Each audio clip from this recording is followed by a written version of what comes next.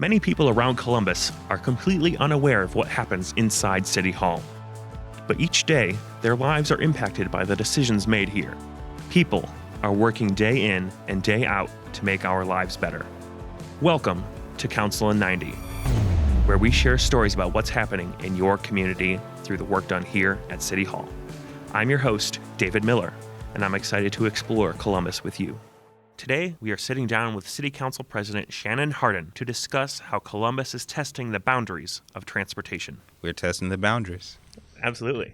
So tell us a little bit about this project. Yeah, so, I think we should start big picture with the understanding that over the next 25 to 30 years, the city of Columbus, our region, will add somewhere between 500,000 and a million more people. That used to be a question. It is not a question any longer. We are going to experience moderate to rapid growth over the next period of years. Another truth that we know is that we cannot add 500,000 to a million more cars, which would be the case if we don't do something different. Yeah.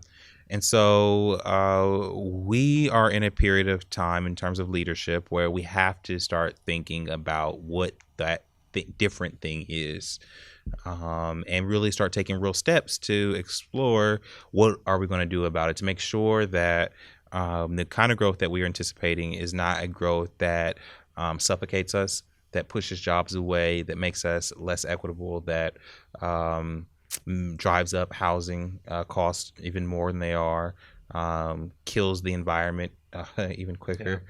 And so that is the kind of the backdrop of, like, we're in this period of time where we got to start testing and thinking through what we're going to do next. I feel like a million more people I feel like we're pushing the boundaries of what we have at the moment.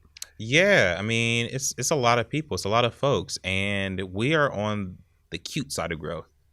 Okay. Somebody, kind of brought that to my attention not too long ago, that there becomes a point where growth becomes not cute at all for the residents. Okay. And, Columbus's story, our persona, our trajectory has been one where we felt for a long time we were the little guy and we wanted to get big. We wanted folks to really know that we were there, we had made it. And then we started to really hit it out the park, and people started talking about us being a little bit bigger. I remember when we became the 15th largest city, we were really excited about that. Then we became the 14th largest city, and then they start to think about the cities that are now smaller than us, like San Francisco, and it's mind blowing, and that's really cool. And then we start doing all these other things that symbolize or are part of growth, and we're yes. But there comes a point where the growth becomes really, can seem to some people where it's zero sum. Mm-hmm. By you growing or us growing in Columbus, that's taking away from other folks. Yeah. And so that will happen at some point, especially if we are not very intentional about what that growth looks like, where it's at, how it's used. Some type of streamlined policies to encourage the right type of growth, and be very specific about what our outcomes we want. What if we do X, what do we want to happen? What are those factors that we want to actually achieve by doing certain things? And so I believe that figuring out a transportation solution that moves more people more efficiently and at a cheaper cost is the way that we can solve a lot of these different factors. So what does that transportation system look? What would the ideal system look like for a Columbus with 1 million more people? What it would look like for sure is that we would have dedicated right-of-way that would be just for high-capacity transit. And I don't know what high-capacity transit will look like in 2050 when we have those million more people. Mm-hmm.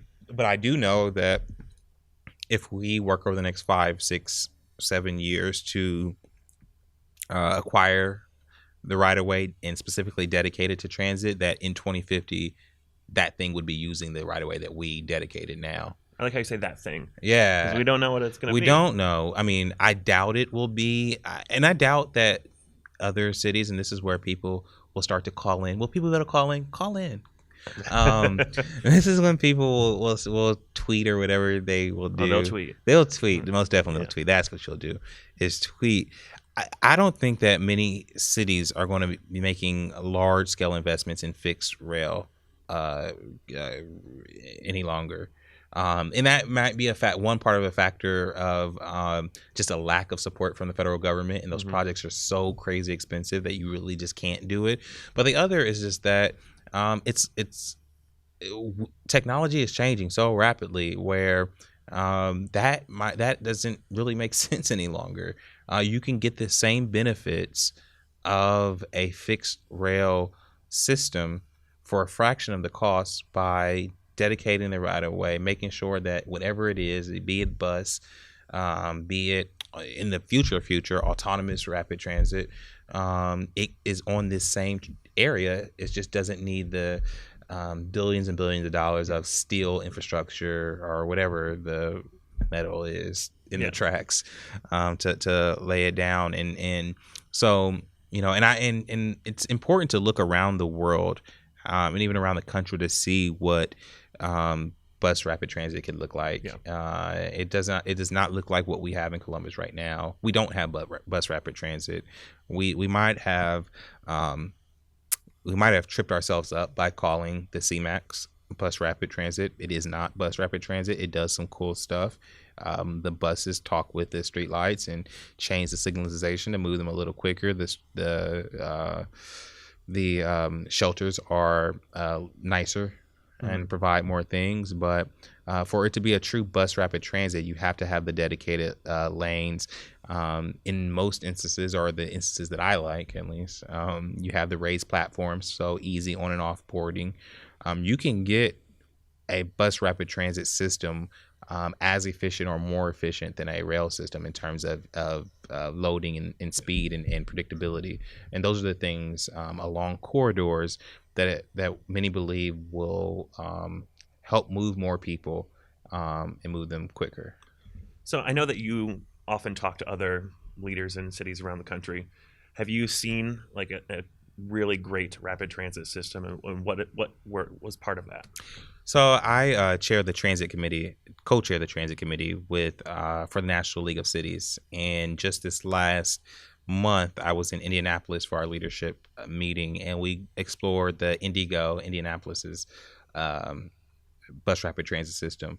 Again, raised platforms in the middle of the street of the corridor, easy on and off, both front and back boarding.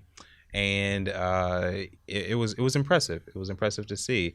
We got to learn about the process in which it took to get there, the investment that the residents made, and just the impact that it will have. I think that one of the challenges that we will have in Columbus is convincing folks that bus rapid transit is it, or that that is cool enough. That is going to be the thing that takes us to the next level. And at the end of the day, what folks really have to understand, again, back to what are we trying to solve for? We're trying to make sure that we can move as many people most efficiently, and do so in a way along corridors with focused growth, so that we could have dense communities where housing affordability can be lowered, where the necessity for a car can be waived. Just by taking the necessity away from having a car, you save a household $8,000 a year, more than $8,000 a year. And so when you talk about affordable housing and talk about these other things that factor into poverty, $8,000 back into the pockets of folks in Columbus would really help them out. Yeah, it makes a huge difference. Because right now you almost have to have a car to get around. And so but we've seen some really neat things in terms of transportation over the last couple of years in the city of Columbus. We've seen, so take the C-Bus first as a circulator. Got people who had never been on a bus before on a bus. It might be like their own little cool short north bus, but it was a bus, public transit, and I think that does something for socialization. We started a first in the country C-Pass program, where it allowed for folks who work downtown, and importantly, from the janitors who work in our buildings to the CEOs, to have free bus passes to get to work. That solves so many issues. Our development director, Steve Shoney, likes to say that that was giving each one of the employees, I think there's 50,000 in this program, a $715 raise a year, because that's how much parking would be for them driving downtown. But also what it does is it frees up parking space. We have to be, and for me as a city leader and for Columbus, who gets its dollars from income taxes, have to be really cognizant of the downtown office vacancies that we have. The number one reason why we have office vacancies down in our downtown is because of the cost of parking people. So if you need a car per person, it is hard to bring 1,000-person employment to downtown, because you have to find 1,000-car garage, and I assume that's difficult to do. That is difficult to do in a dense environment, and so we have to do these things for our bottom line too. And so with the CPAS program being able to, potentially relieve 50,000 cars out of downtown, and it has had really good utilization rates in this time. And the other thing is the BRT. I kind of downplayed it a little bit a few minutes ago. And what is BRT? Bus rapid transit. Bus rapid transit. But again, it's not all the way bus rapid transit. It's the C-Max, which is our initial foray into bus rapid transit on Cleveland Avenue. Even though it's not true bus rapid transit, and even though it doesn't have dedicated right of way, just because of its ability to synchronize with the lights and speed up time, just these minutes and be reliable in the time that it comes to your stop. It has seen ridership increase between 25 and 30%. Along from Westerville to downtown on Cleveland Avenue. And it's something we don't talk about, but that's a huge increase. No other line has had that type of increase, which means that if you provide a service that is clean, reliable, safe, and fast, people will use it. All people will use it. So I understand that Columbus is we're about to embark on a test of some bus rapid transit downtown. Yes. Can you tell me a little bit about this test? Yeah, so what we really are doing is because the dedicated lanes in Columbus is still a foreign thing. We don't have HOV lanes really, or at all. We just got bike lanes. Not just got, I apologize. We've had bike lanes, but bike lanes is just something that has recently been socialized into our public infrastructure mindset. And so what we are going to do over the next couple weeks and throughout the fall are test dedicated lanes for buses and bikes. Okay. So taking a lane of traffic from cars and reimagining how we can move folks, if we can move them faster, more efficiently, if we just allowed bus or bikes on it. Well, so what would be the next step from this? You know, if the test goes well, what are we doing? Test it again. We'll test it again? Perfect. Yeah, we will test it again. So, I mean, we don't know. This is a test. We can make some really highly informed assumptions about what will happen when you only allow a bus and bike on a in a certain area of space. We can highly assume that it will be quicker for the buses. Yeah. Which means, the buses can carry 40 or so, 50 people. So there will be a visual. And if you are on 3rd Street heading out of downtown next week, or when we do the first test between 3 and 6, you might look to your left and see a bus moving with 50 people on it while you sit in your car in traffic. And I imagine that'd be a pretty good incentive to try and figure out how do I get on that bus? How do I get on that bus so I can get out of downtown quicker? But we will test bike riders' comfort level with the corridor, with the dedicated lane. We will examine and track the times and frequencies within the buses. There will be various different components of the test that we'll have, and so and we'll attest if this corridor is the right corridor Mm-hmm. for it. Just because we're doing the test on the first test on Third Avenue, Third Street, it doesn't mean that is where we think that we should necessarily implement implement a real, the next step of dedicated. So we'll test just different sides of town and different types of infrastructure with different types of stress on it as well. How does a test like this and a dedicated lane like this make a commute? I can see how it would make it faster, but how does it make it safer for everyone? I guess. Well, because the goal is to make Columbus a safer, certainly faster commute city. I mean, for the everyone. least safe thing to have happen is to have bikes and buses and cars weaving out of in each other's lanes of traffic, coming in and out of each, in each other's area. Having dedicated spaces for dedicated transit, different types of transit, is a safer option for the bikers, for the buses. And I mean, the more cars we can get off the street, the safer that is for everybody. Yeah, for sure. So it's clear that you're very passionate about transportation in Columbus. What drives that passion for you? People. I mean, I could really care less about a bus or a bike or a mile of pavement or markers on it.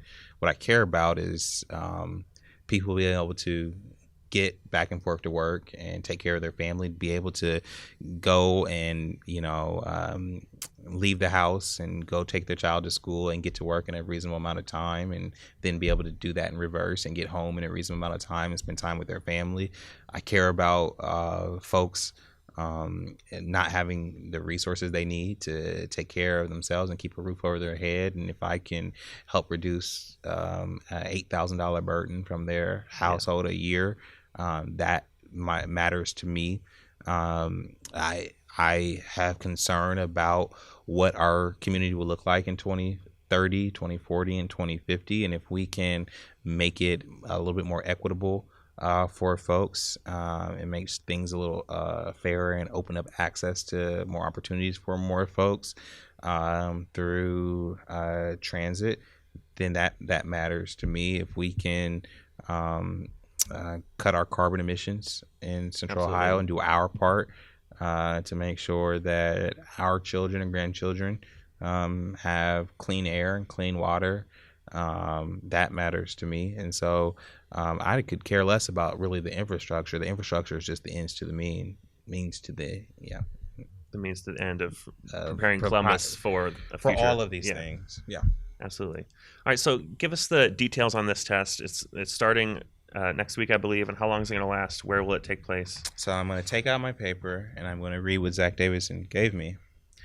So it is the 3rd Street pop-up mobility lane. It is going to be from July 22nd to August 2nd from 3 p.m. to 6 p.m. Monday through Friday.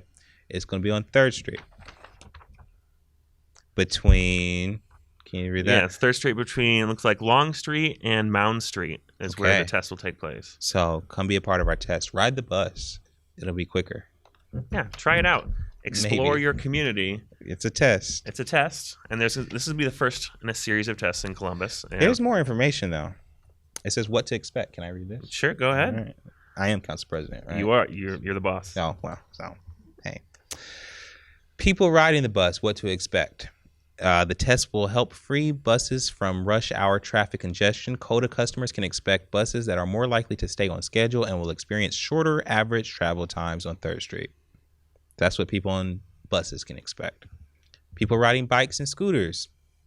Bikes and scooter riders are encouraged to take the full shared lane and move at a comfortable speed past stop buses if it is a safe operating to do so.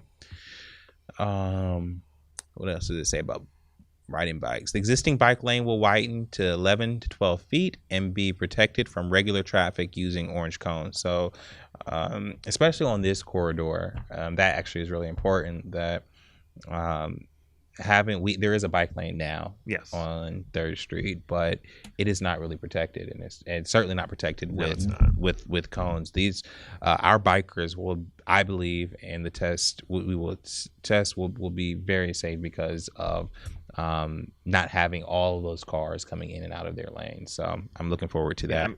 My commute home, I take 3rd Street. Mm. So I'm always a little fearful for the bikers riding along the right hand Yeah. side, and I'm glad that they'll have some protection. They will have protection. And then people driving. Drivers will be prohibited from merging or entering the lane prematurely when turning right. Right turns will be permitted at most streets and alleys. Orange cones will separate the lanes, and parking will be prohibited from 2:30 to 6 p.m. along the corridor. Another thing that folks have done along the corridor, talk to business owners. There are a lot of employees that will be affected through this period of time, and so we've done extensive outreach to a lot of the different employers along the route. Well, that's good. We want buy-in from everyone along the route and along in Columbus for what the future of transportation will look like. Yes. All right, Council President, do you have anything else to add to the story of the future of transportation in Columbus? Well, we're excited about this first step of transit. This is, again, part of a much larger conversation that we are going to have around acquiring right away and then moving forward with building a transit system along corridors that will serve more people. And this is the first step. This is not something that we have the luxury to really play around with or spend a lot of time on. We have a window of time where we can do something proactively that will, I think, make generations of folks living in Columbus in the future safer and healthier, and help save them some money as well. So we're going to do our part over the next several years to make these investments and truthfully have conversations with the public about what we can all do. This is not a one person, one city, one entity type thing. This is a regional conversation that we're going to all have to have. But I think that we are getting the level of buy-in that we need. All right. Well, thank you for being here today, Council President. Thank you.